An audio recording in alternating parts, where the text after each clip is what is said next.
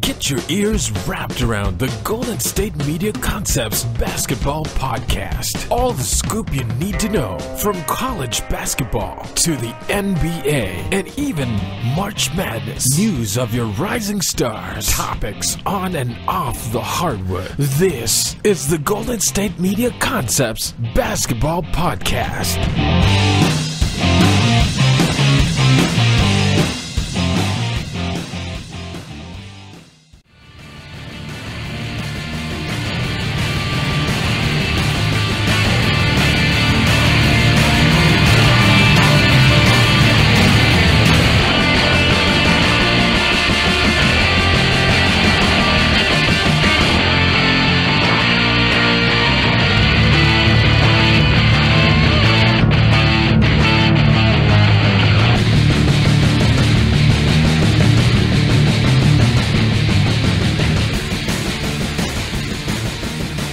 Hello, everybody, and welcome to the GSMC Basketball Podcast, brought to you by the GSMC Podcast Network. I'm your host, as always, Jeff Malinoff. Now, we had some altercations between fans and players yesterday, and we'll get more on that. Well, it was actually in one game, the Nuggets game and the Thunder. The Nuggets and Thunder facing up with each other. There was some multiple from both the Nuggets bench and the Thunder side. There were some altercations, and we'll take it on that as well. We'll talk about some of the games that happened, that have happened yesterday and today, that are happening today, and we'll even preview tomorrow's games. So we'll get on that first, but let's just talk about the games that happened yesterday. Mainly the Raptors destroying the Boston Celtics by a score of, do we really need to say this? 118-95. It's pretty bad for one playoff contender and the other one being a championship contender. Well, I guess they're both championship contenders in theory, because people were thinking, oh yeah, the Celtics can win 70 games this season. Obviously not the case. They are struggling pretty badly, in all honesty, based off how they were hyped this year to be the best team in the East. They were supposed to just breeze by everyone in the East and head to the finals without any issues. And it's going to be Celtics versus Warriors, and that was that. Well, the Bucks, Pacers, Toronto Raptors, and the Philadelphia 76ers all had something to say about it, because they're all ahead of Boston as of right now. So that's looking good for all of them. But like I said, going back to this game, there was actually an infamous little replay of Jason Tatum and Kyrie Irving looking disgusted after a slam by another score by Toronto, just Toronto running it up basically against the Celtics, and he was just in a are you kidding me kind of face, like just a I guess whatever. He just wanted the day to be over, just like during a work day for everybody else. Like, he just wanted this to be over and just go on to the next day. Just one of those instances. And I can't say I blame him, because just the Celtics in general didn't really put up much of a fight. Kyrie Irving with only 7 points, 4 rebounds, 5 assists for the franchise player, quote-unquote. That's a pretty disappointing day, all things considered. I mean, Morris was the highest scorer with 17 points on that team, and that's terrible. Jason Tatum only had 11 points. Al Horford and Marcus Smart both combined for 13 points. It was an embarrassment. That just flat out was. It was an embarrassment for the Raptors. For the Celtics, I mean. As for the Raptors, Leonard with 21, Ibaka with 14s, Siakam with 25. Lowry had 11 assists himself. They are playing as a team. They're still playing as a serious championship contender. They're 45-17 right now. Right behind the Milwaukee Bucks at 46 wins. But they've won 5 straight. So basically, Toronto and Milwaukee are the two teams that I feel like are going to meet in the Eastern Conference Finals, but I'm not going to leave out Philadelphia or even Indiana for that matter, because they're all playing seriously well. But the Celtics always give me a big fat question mark when I'm thinking about this sort of instance, what's going on right now after that Celtics loss. I mean, it wouldn't surprise me at the moment if they even if they'd even make it past the first round at this moment. I mean, they're getting in the playoffs. I think that's a given, but it would definitely not surprise me as much as it would at the beginning of the season if I told you that they would not make it past the first round. I'd be like, yeah, I can see it happening because of how poorly they're playing. I mean, it just goes with the territory at the moment. When you're playing like that, you're not expected to go very far, and it seems like they're not destined to go very far this year, maybe. Just maybe. And then they possibly losing Kyrie Irving is also a serious blow.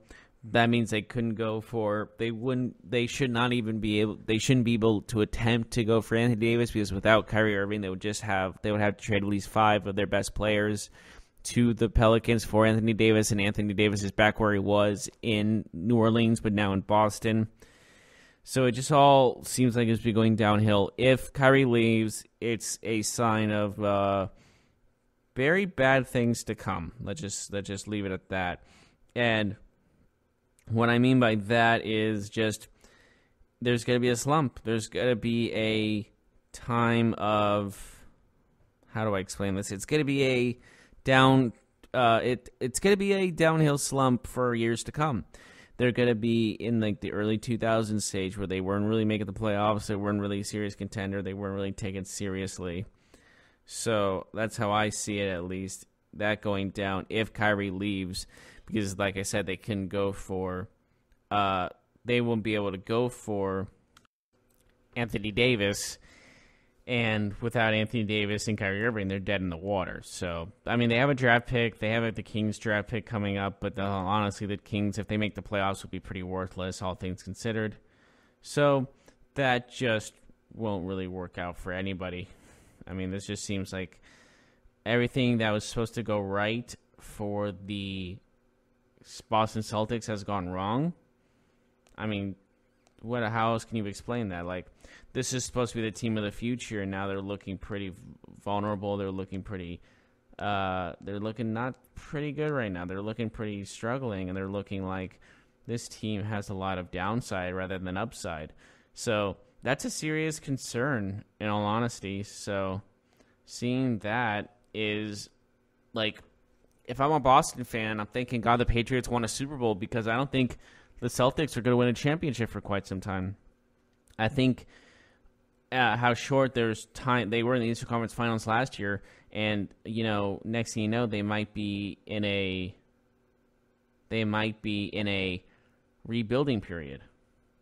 I'm not even kidding. I honestly think that's a possibility, just how much they're struggling. It's a serious concern, honestly. And so I'm definitely looking out for that if I am a Boston Celtic fan. And as a general manager, I'm like, you better nail the draft. You better get good players in this draft, even with your high draft picks. High as in number high, not high as in the first pick, as in basically a low pick.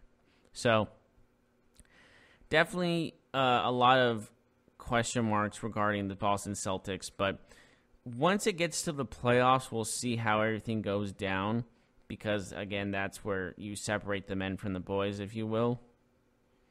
I do like that phrase too, just it's pretty gutsy and all that stuff. It's who's the man, who's going to be who's going to be the best, who's going to be this or this, that's just how it's working at the moment. So with that, let's move on to another game that happened. The Magic lost to the Knicks 108-103. I know the Knicks won another game. It sounds absolutely bonkers, but that's what happened. The most shocking thing about this game is not one starter went above 10 points.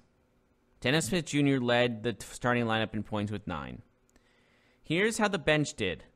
Ellenson, 13 points. Robinson, 17 points. Mudley, 19 points. Alonzo Trier, 18 points. That should be your starting lineup points, not... And a lot of them, I know they're limiting minutes, and I think they're just planning on taking, because, let's face it, they only had their starting power forward play for 11 minutes, and so on and so forth. But there's, from Trier, Jenkins, Mudley, Robinson, and Ellenson, their main backups. There's their bench. Here are their minutes individually: 36, 33, 32, 23, and 21.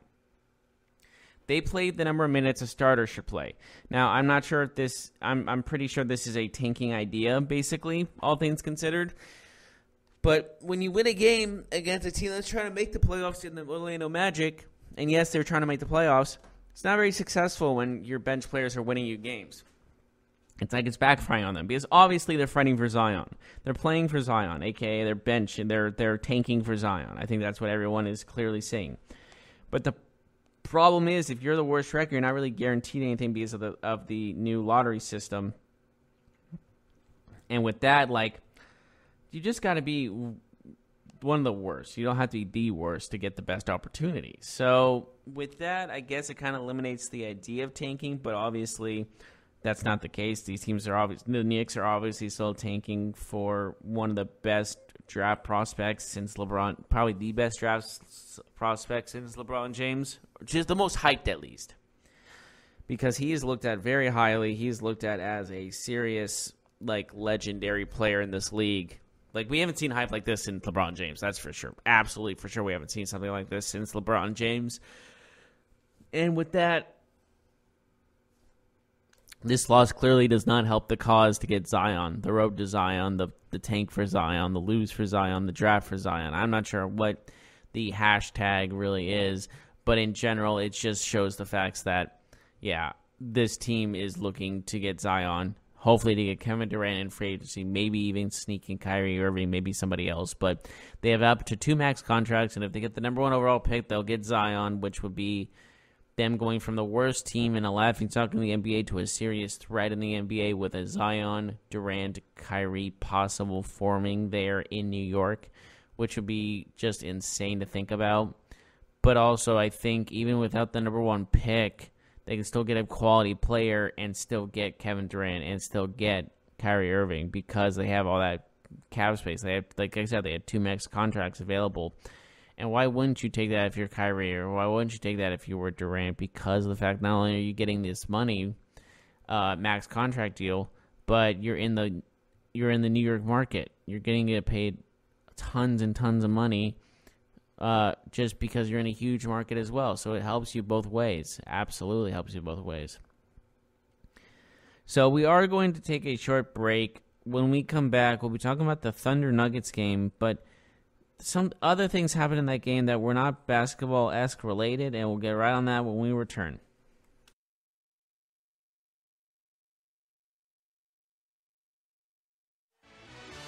Are you looking for the very best NFL and college football podcast? Then check out the GSMC Football Podcast. Get the latest football news both on and off the field. From the NFL Draft to trades to the rumor mill to the NFL Combines, they got you covered. That's GSMCpodcast.com/football-podcast. Get updates on college rivalries, game day insights, and much, much more. It's football talk the way you want it. This show eats, sleeps, and breathes football. Don't forget to like them on Facebook and follow them on Twitter. Visit GSMCpodcast.com for more info.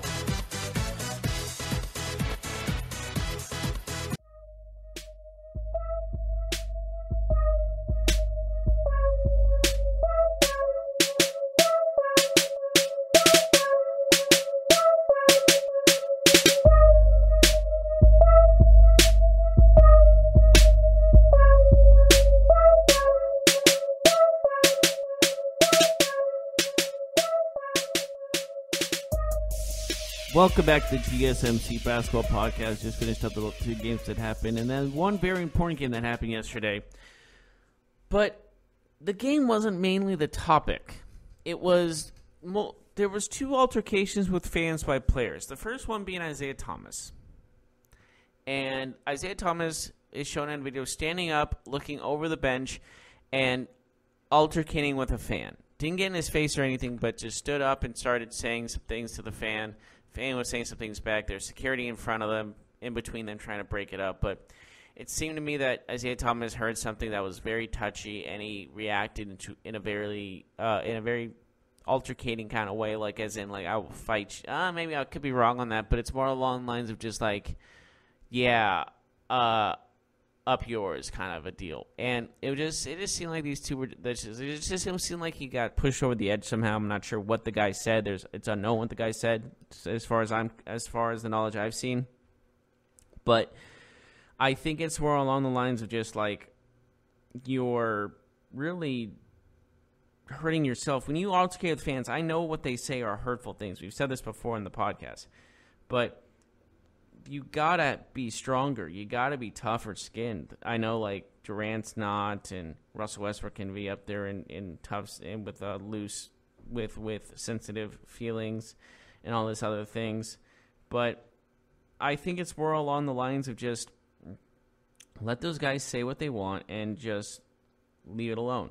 I know they will say stuff very upsetting, don't get me wrong, but it's your job to overcome that, your job to ignore that, your job to be a professional here, there, in this. You've already heard plenty of this, but it's just something so crucial to learn in the NBA, especially because, like we said before, and of course this is also, you're looking at the court. When you look at courtside seats, there is no barrier between the players and the fans. And this was none more apparent than this game because of the fact during the end of the third quarter, roughly, a kid kind of pushed or tapped or hit kind of with a very soft shot at Russell Westbrook, which took him completely off guard, and he talked to the parent of the kid and the kid himself. It was kind of a weird whole scenario, which the security was there talking to the kid too, which was unnecessary, I thought. But maybe not unnecessary, but just like make sure you don't do it again. But two of them being there, that's a little much to me. But regardless, it needed to be said, obviously. It's just some things you just don't do. You just don't interact with them, don't touch the players in a physical altering matter, especially in that kind of circumstance. So with that, and what Westbrook said after the game based off that incident, he said they need to restrict some. There needs to be some restrictions. There needs to be some rules regarding this because this can't happen anymore. Because I understand what he means. Because what if a crazed, drunken, 28-year-old fan that's at courtside just jumps up, just sits up from his chair and starts trying to wail on Russell Westbrook or Kevin Durant or so on, or Stephen Curry and so on and so forth, and just being physical with them because they're literally right there in front of them and they can't affect this. So with that, it makes sense in theory that there should be restrictions because there is no barriers. There is no anything because they have free will to really do whatever they want until like a certain amount of time before the police come or the security comes and escorts them out. But they get like a kind of a leeway almost, doesn't it? Because of the facts that it just seems to me that it's too easy to interact with these players. It's too easy to get in their face. It's too easy to lay a hand on them like this kid did. It just all seems too easy in a way. In where yes, I think Russell Westbrook's right. I think it does really need to change because enough's enough. But besides that, but during this game was actually really interesting too because of the fact like both the Celtics, or I'm sorry, not Celtics, both the Thunder, Russell Westbrook, and Nuggets, Jokic, both had one stat away from a triple-double. Jokic needed one more rebound for a triple-double, and Westbrook needed one more assist for a triple-double. So they both had amazing games, but at the end of the day, it went to the Nuggets, who continue to prove they belong at number 2 and even maybe impossible number 1 in the Western Conference in the NBA. They beat the Thunder 121-112. Like I said, there was a multiple triple-double opportunities for Russell Westbrook and Jokic. And with that is Russell Westbrook had 22, 14, and 9, and Jokic had 36, 9, and 10. I think Jokic was a little more impressive just based off the point number there, and assist for a center is incredible. So that's my take on that. But honestly, like, if any team can take down the Warriors, I think the Nuggets have a slight chance to do it. I really do. I think they have the opportunity to do it. But, again, it'll break my heart, and they probably won't do that. But what Russell Westbrook said after the game was just there should be a little more restriction on what fans can do on courtside. But I guess The question is the only explanation for that to get rid of courtside seats? But then again, that takes away a lot of what makes the NBA unique, because when you look at it, what other sport has you that close to the action? Baseball, not really. There's a netting, and you're not nearly as close. Football, you're like 10 to 15 yards away from the bench area, and then they're like 20 yards to the actual field itself. And then you look at hockey, they have the huge glass walls around it. And you're looking at soccer, kind of the same thing as a football field. And then you also are looking at, well, let's see, what other sports have that kind of aspect. I can't think of any sport off the top of my head right now that you get that close to the game itself. Courtside. You're literally sitting and putting your feet on the same surface that they're playing basketball on. I don't think there's anything like that in the rest of sports. I think that's what makes it so unique and so original, is because of that. And how that all goes down is, I think if you get rid of that, you're taking a lot of the uniqueness away from the NBA itself. So I guess you can't really do much in this situation. You can't really narrow down unless you added security or anything like that. But the kid was in the middle of the court that it altercated with Russell Westbrook. So it's really hard to say what you can do to really restrict what the fans can do when it comes down to that close to the court, that close to players and all that. So how I see it is just like you can only do so much, and even then there's going to be fans like that who's going to be drunk and attack a player at one point maybe, or try to interfere in the game or something of that nature. Like, this isn't going to be the first occurrence that a fan's going to try to altercate with a player like that. So I think it's more along the levels of just, in general, being careful at being mature and being an adult and being responsible when it comes to being a courtside, when it comes to you being on a courtside seat. And if you have children like this guy did, where he really just started smiling and really not really reacting to what his son was doing, I think it's more along lines of just discipline as well to your son. Like, not obviously not like beat your kid or anything, but just like make sure he doesn't actually have the urge to do that. Regardless, like if you're taking your son to a courtside seat game, just say the only time you can get up is go to the bathroom or eat or something like that.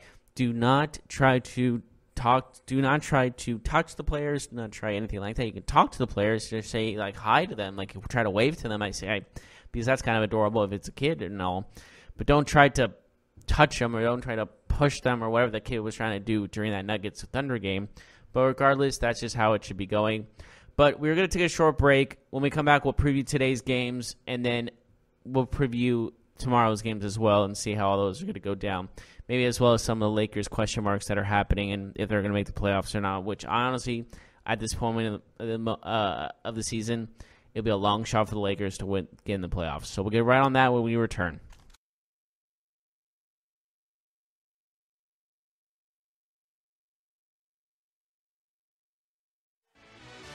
Check out the show that's built on the MMA. From the UFC to extreme cage fighting, they got the fights covered. Check out the GSMC MMA podcast. Get the latest news on past or upcoming fights. Join us as we talk to and about some of the biggest names in the MMA, past, present, and future. When it's the fight game, there's just one show to check out. GSMCpodcast.com/MMA-podcast. Don't forget to like them on Facebook and follow them on Twitter. Visit GSMCpodcast.com for more info.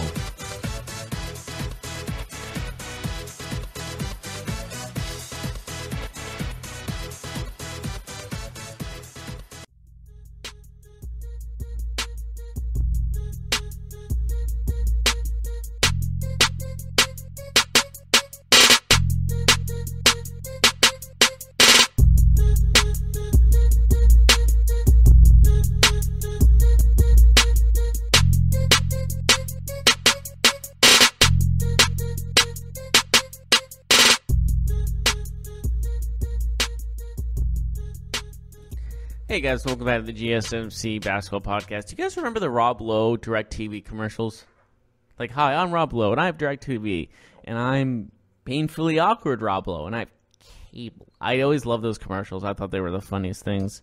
Because it was just like, you always look at like, then it was like, turned out to be like LeBron or like a certain NBA player or NFL player or something like, hi, I'm LeBron James and I have DirecTV. And there was one about J.R. Smith. It's like, hi, I'm J.R. Smith and I have DirecTV. And don't know what the time is, what the score is, J.R. Smith. And I have cable because the infamous last year's finals where he completely forgot there was a tie ball game and he just kind of whiffed it and cost them a lot. Cost them the game. So with that, I just wanted to bring that up because I saw a commercial about that I saw it on YouTube or something. I forget where I saw it on. But I thought it was hilarious, and I was like, oh, I got to keep watching these. These are too good to be true. Rob Lowe's a great actor, so check his stuff out. He's great. But anyways, moving on. We got games today. First game on the agenda today is actually Milwaukee versus Sacramento. A Sacramento Kings team that's coming off a loss to the Timberwolves, looking to take that playoff spot, but they're facing the team with the best record in the NBA, and that is the Milwaukee Bucks. So it's going to be in Sacramento, though, so that's one thing. But overall, you're looking at a very talented Bucks team, best team in the NBA, arguably. Maybe below the Warriors, but still. And it's going to be in Sacramento, like I said, but honestly, got to give it to the Bucks just based off the 46-14. Giannis is day-to-day with that right knee soreness, but all things considered, this team is still a dominant contender for a reason. And yeah, you just don't really see. It's not like the Kings don't have a chance. It's just unlikely, is all I'm going to say. Because Milwaukee is arguably the best team in the NBA right now. Well, the Warriors are probably at that point, but I mean they have 3 more extra wins than the Warriors do, so maybe take that with that as you will. Moving on, we got the Rockets and Hornets. This is fresh off the 30-point streak that ended yesterday as James Harden no longer has a streak. No longer has a 30-point streak.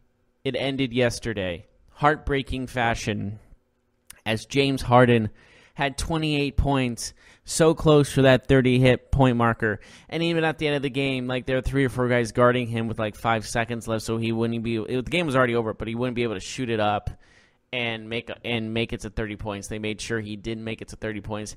32 games in a row where he had 30 or more points and he was averaging, I think in the month of January, he was averaging 43 points a game or something absurdly high like that, which is just an incredible number. Arguably, you got to put him up there. You have to put him up there as a candidate for MVP, but it depends on how high you want to put him up there. Is Giannis the guy you want to put up there based off records and stuff like that too? That's understandable, but honestly, when you're looking at James Harden, you got to give him the MVP for what he's done with this team and what he's done night in and night out, even without Chris Paul and some other things. But regardless, James Harden is definitely a MVP, at least for the entire Rockets organization. But if he can get it, he can definitely be a 2-time MVP, back-to-back MVP winner. That would not shock me in the slightest at all. And they're playing the Hornets tonight, so I see him getting another 30 points. I see him continuing a new streak. I don't think it's going to get to 32 games again. I can't because there's only 20 or so games left in the season. So he can't beat his record, but he can make another impressive streak all on his own. And if he does make another 30-point streak from now until the end of the season, the regular season that is, he will definitely get the crown of the NBA MVP for this season, without question. As for the Hornets, they're still trying to hold on to a playoff spot, and for dear life, that is. And even after their All-Star game, having in Charlotte and all that stuff, a lot of experts and such say they're not going to make the playoffs. There's a very slim chance of that even happening, even though they're, I believe, 7th last time I checked. I'll check right now, actually, with them being in, they moved down to 8th. So it's Milwaukee 1, Toronto 2, Indiana 3, Philly 4, Boston 5, Brooklyn 6, Detroit 7, and Charlotte 8. And they've lost 2 straight. Fortunately for them, the Magic lost, so they're still comfortable. They're about a half a game above them, with the Heat trailing by at least 2 games, and that's where their competition really stops. So Orlando is their biggest threat. And with that, Orlando does play tomorrow against the Warriors. So they really have the luck cut out for them, the Hornets, I mean. If they lose this game, and they'll just hope the Warriors manage to beat the Magic, which they probably will. So they'll be kind of safe for the time being, as the Hornets' next game will be on Friday against the Nets. So that's a winnable game. A challenging game, but a winnable game nonetheless, with then the Magic, face the Pacers. So the Pacers have a tough game schedule ahead of them the next 2 games. So the Hornets really have their luck cut out for them due to the tough schedule the Magic have to face in the future. They play the Rockets tonight, so I see the Rockets come back and take that and important continuous 3-point streak. He gets it back at least. As for the Timberwolves, they play the Hawks after their win over the Kings, and the Hawks miracle holding Harden to 28 points. It's basically even though the Hawks lost, they still ended the 30-point streak, so they're coming off of momentum at least a little bit against the Wolves. Trying to make it the playoffs any way, shape, or form in this very tough Western Conference. But it's gonna be hard to say. But in general, I will say that it's gonna be a tall glass to order. But the Timberwolves can pull it off. Cat's a great player. Wiggins is starting to really shine. But just like in general, that Wolves team can do it. I truly believe it. But if they don't, it makes sense just because, again, it's a very challenging, playoff hunt for the Timberwolves for sure. So they need to win this game to really keep back into it. I mean, just like in the playoff hunt, because they're not too far out. And then the Warriors, who haven't lost since I don't know when was the last time they lost. Let's look at their winning streak right now. If I look at their winning streak right now, they are on they lost recently. They won their last game, but they lost. I forget who they lost to. But they beat the Hornets on Monday. I believe that was their last game. And they lost to the Rockets. That's right. That was the last time they lost, was to the Rockets. So they're facing a very beatable team in the Heat, which more likely than not they will beat the Heat, because that's just how life works nowadays. I'm just used to it. I'm just numb to the fact they win. Wizards and Nets. Nets looking to hold on to a playoff spot. They need to beat this game over the Wizards. Wizards are not really looking good for a playoff position, so I think the Nets need to win this one way more. As for the Grizzlies and Bulls, both are completely out of the playoffs. I don't see any of them going into it, especially the Bulls, so not a game to really be talked about. And then moving on, we got the Pacers and the Mavericks. Losing, honestly, when Victor Oladipo went down with an injury and it was gone for the season, everyone thought that was the end for the Pacers' run in the top 4. But since then, they've managed to stay in the top 4 and be a serious threat to the Eastern Conference, and they've been doing a fantastic job of that. And so, them being a contender in the Western Conference, or Eastern Conference, is not as far-fetched as it used to be. So when it comes down to it, the loss of Victor Oladipo was a huge blow when it comes down to going into the playoffs, because I have a feeling they're going to be into the playoffs regardless. But it's up to them to see if they can continue this role and can continue momentum and continue a run without him. Because Victor Oladipo became his own man with the Pacers and became great. So it's not like it's far-fetched to say that he will not be this is a fluke type of thing. His injury and him being struggling at the end of this. But I think bottom line is, I think that the Pacers are still going to clinch this playoff spot for sure. I don't see why wouldn't they. So, bottom line, I just see it as a major. I just see them as a major threat to the Eastern Conference. I just think that's the bottom line. So, with that being said, I have them winning this game. I just really like the Pacers in general. I think they're a nice story, and so it'll be cool to see how far they get in the playoffs. Mavericks, I think they're looking towards next year. They have the pieces. They got Porzingis before the trade deadline and all this. Now they just got to wait until he's healthy, working with Luka Doncic, as well as just having it doesn't seem like Dirk wants to retire yet. You know, he doesn't seem like he wants gone just yet. But I think it's going to be more along the lines of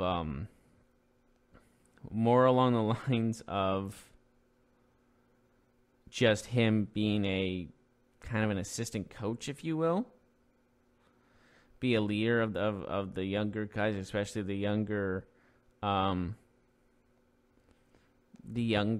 European players that are there.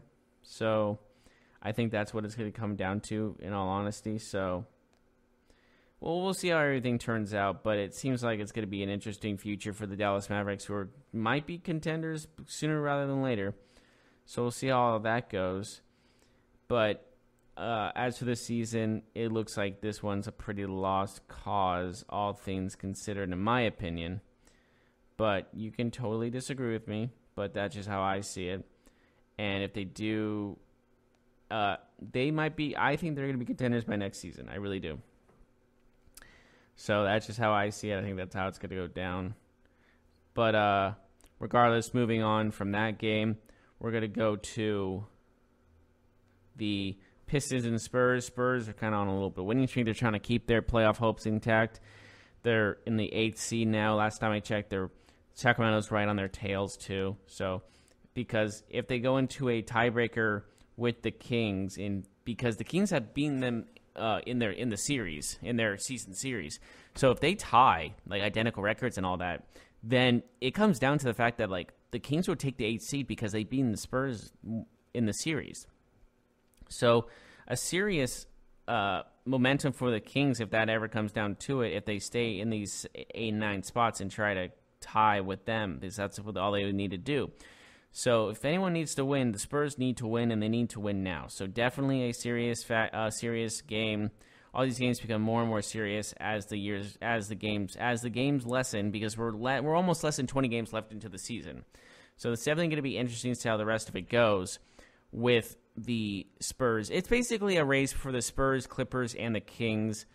Lakers are in there still, sure, but honestly, the Lakers aren't looking so good, even with the whole LeBron thing, saying he wants to play with Davis. That kind of destroyed the chemistry, him calling out his team after their recent loss and saying, like, they need to stop being used to being losing the game.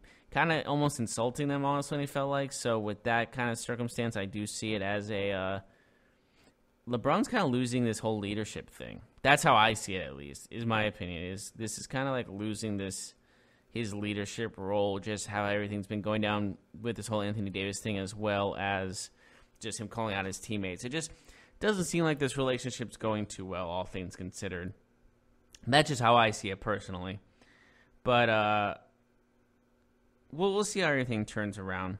I think there's still hope in LA, definitely, but it's looking slimmer and slimmer for sure by the days going on.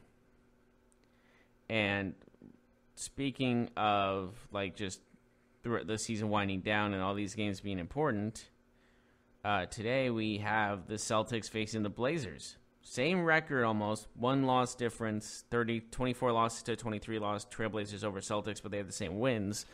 And with this, the Celtics need to win this game to prove they can still be a contender in the Eastern Conference. I know they're probably still going to get a playoff spot. I think that's almost a given. But it's one of these scenarios in where they need to prove to themselves and they need to get a confidence back. It just doesn't look good all around for this team. So how I see it going down is it just looks to be not a problem, but a concern in the Boston Celtics camp, like I've said already. So we'll see how that goes down. If they win this game, they might be able to bounce back into momentum, But, again, it's one of those things where you're looking more along the lines of just trying to get some momentum back rather than anything else. That's just my take on it, at least.